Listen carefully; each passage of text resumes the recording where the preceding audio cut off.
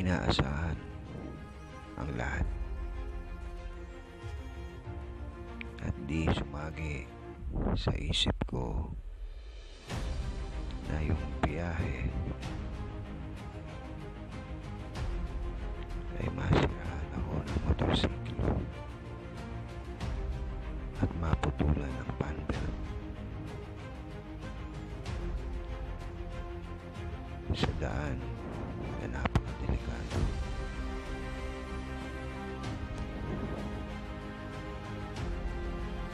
Pero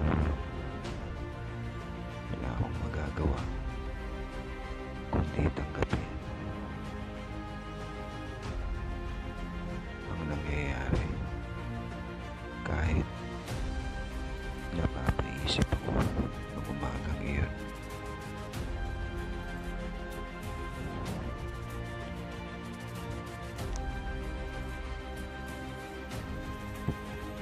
Kalma na lang ang ginawa ko at hinayaan ko kung ano ang mga susunod na mangyayari. Gawin ko muna ang bahagi ko, pero may isang himala na nangyari. Salamat. Si Yope JTB. Yan. Yung mga hinahanga nating riders na mahilig tumulong sa mga riders. So, na-meet ko na sila. Salamat. Sobra pa salamat ko.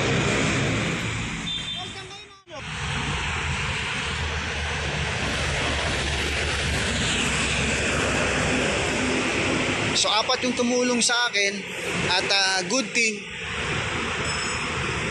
yung nabili ko pinababalik sa akin ni MJ itong Honda belt ni Yopej JTB kasi sasagutin niya na raw yung fan belt kasi dumating din dito para tulungan ako, kaya ito maisosoli na lang natin mamaya kasi sinagot na ito, kinakabit na nila.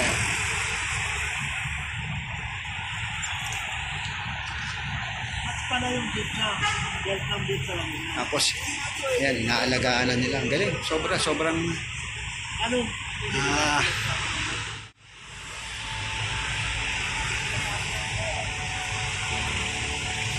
Yung pakiramdam na totoo yung pakiramdam na kapag tumulong ka isang araw ikaw naman ang tutulungan at hindi ko inaasahan na yung dalawang mga vlogger na tumutulong sa mga rider ay ipinadala sa akin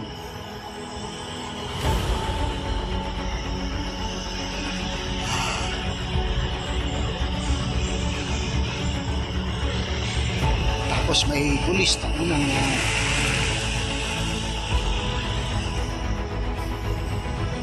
tapos yung isang angkas. So maraming salamat sa kanila.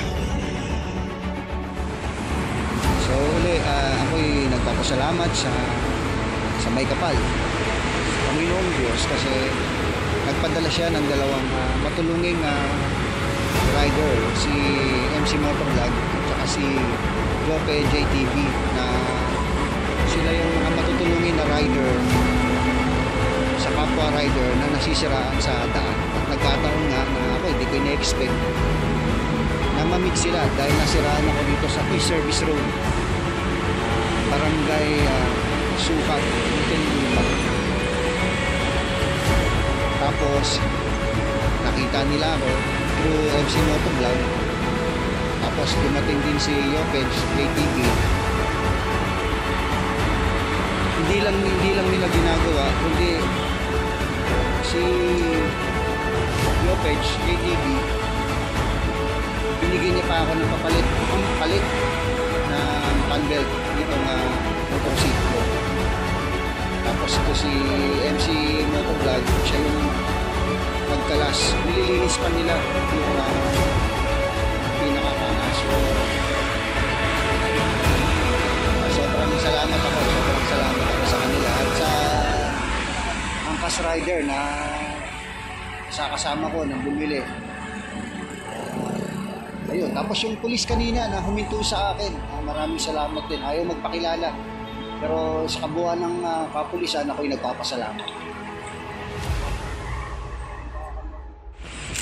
Salamat kay MC Motovlogs at kay Yopage JTV. Ito yung mga vlogger na matulungin sa kapwa nila rider. Nagkataon na nasiraan ako rito at yan, inadya siguro ng pangyayari itong insidente na mamit ko sila. Kumbaga sa abid ako sa kanila I mean, umahanga ako sa kanilang ginagawang pagtulong sa mga riders na naisip ko isa para mamit sila. Pero ngayon, yung motorsiklo ko na ang inaayos nila. So para sa akin, salamat. At pinadala sila ng may kapal para ako ay matulungan. Salamat sa Panginoong Diyos, nagpadala siya ng mga tutulong sa atin at nagawa na yung sira ng motorsiklo, napalitan yung panbelt. Salamat sa kanila.